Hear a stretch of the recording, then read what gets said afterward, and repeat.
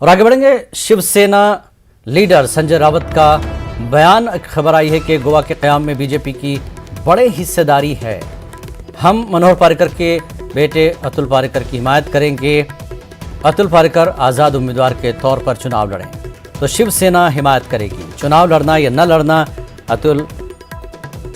उत्पल पारिकर का फैसला होगा। तो उत्पल पारिकर जो है आज़ाद उम्मीदवार के तौर पर चुनाव लड़ें तो शिवसेना हिमायत करेगी। बड़ा बयान शिवसेना लीडर के संजय रावत का यह बयान आया है। गोवा के क़याम में बीजेपी की बड़ी हिस्सेदारी है। हम मनोहर पारिकर के बेटे उत्पल पारिकर की हिमायत करेंगे। उत्पल पारिकर आज़ाद उम्मीदवार के तौर पर चुनाव लड़ें तो शिवसेना हिमायत करेगी। अब चुनाव लड़ना या न लड़ना उत्पल पारिकर का फैसला होगा। संजय रावत का बयान।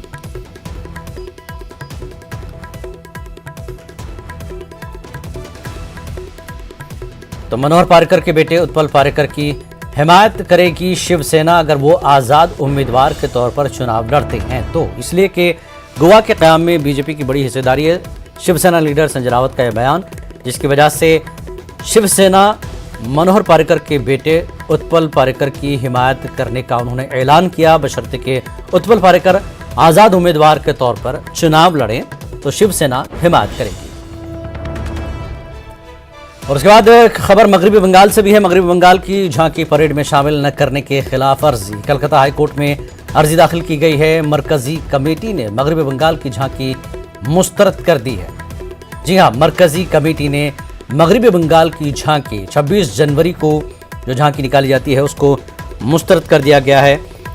और इसके लिए मगरबी बंगाल की झांकी परेड में शामिल न करने के खिलाफ कलकत्ता हाई कोर्ट में अर्जी दाखिल की गई है। मरकजी कमेटी ने मगरबी बंगाल की झांकी मुस्तरद कर दी है।